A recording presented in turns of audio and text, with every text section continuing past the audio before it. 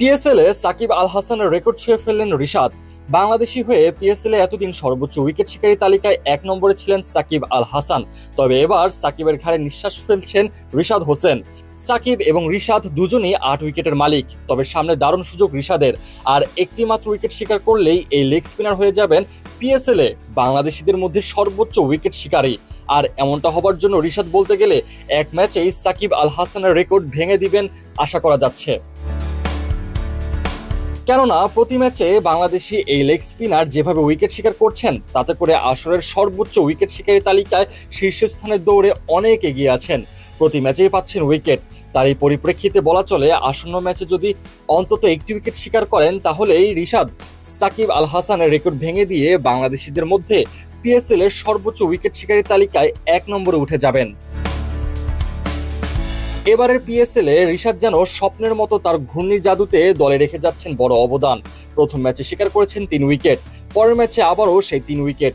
পরপর ২ ম্যাচে টানা ৩ উইকেটের দেখা পাওয়ায় ২৪ ঘন্টার মতো সময়ে পিএসএল এর আসরের সর্বোচ্চ উইকেট শিকারী তালিকায় ১ নম্বরে উঠে এসেছিলেন। পরবর্তীতে নেমে গেলেও সর্বশেষ ম্যাচে শিকার করলেন আরও ২টি উইকেট। পরবর্তী ম্যাচে যদি অন্তত একটি উইকেট শিকার করেন, তাহলে তিনি ভেঙে ফেলবেন সাবেক বিশ্বসেরা অলরাউন্ডার সাকিব আল হাসানের রেকর্ড। লাহোর কালান্দার্সে অভিষেক হবার পর থেকেই সবার প্রশংসায় পঞ্চমুখ হচ্ছেন বাংলাদেশের এই লেগি।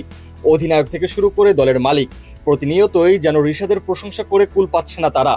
রশিদ খানের মতো একজন ইম্প্যাক্টফুল খেলোয়াড় এই আসরে দল থেকে বিদায় নিলেও তার অভাবের যেন ছিটে ফোঁটাও বুঝতে দিচ্ছেন না আমাদের রিশাদ।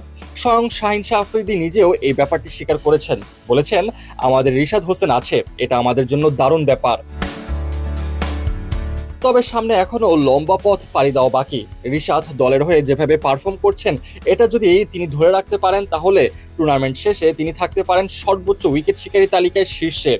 সাকিবের রেকর্ড ভেঙে রিশাদ তার রেকর্ড এমন পর্যায়ে নিয়ে যেতে পারেন, যা অন্য কোনো বাংলাদেশি বোলারদের ক্ষেত্রে ভাঙতে কষ্টসাধ্য হয়ে যেতে পারে। তবে দেখা যাক আসন্ন ম্যাচগুলোতে রিশাদ কেমন পারফর্ম করেন।